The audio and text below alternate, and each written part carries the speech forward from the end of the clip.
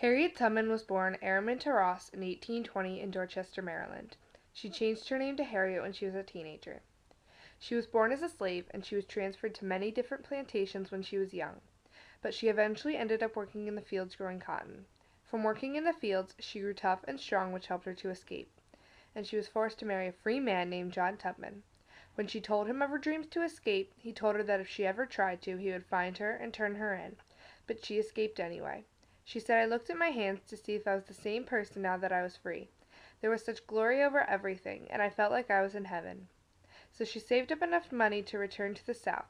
She freed over 300 slaves, including her elderly parents and the rest of her family. She used the Underground Railroad, which is a network of save houses, to free slaves. The houses included abolitionists. The abolitionists allowed the slaves to hide in the homes during the day. The safe houses had signals to say whether the house was safe to go to or not.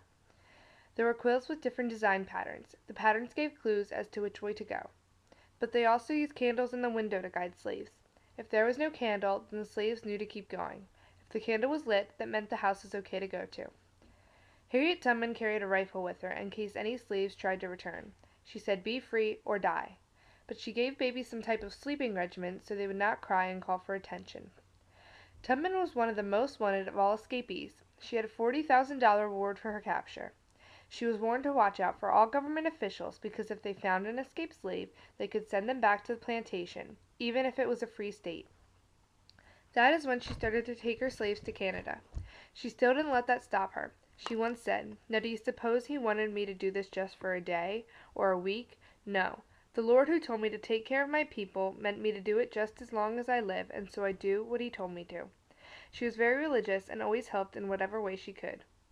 She also attended many anti-slavery meetings. She soon became a nurse in the Union Army, and she tended to many wounded soldiers.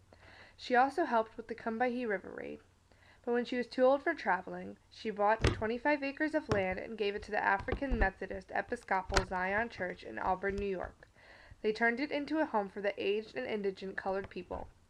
These are a few significant locations of Harriet Tubman. She was born in Dorchester, Maryland, but lived most of her life in Auburn, New York, and took slaves to Canada and Philadelphia to be free.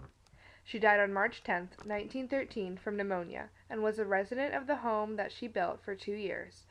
Harriet Tubman will always be remembered for helping to end slavery.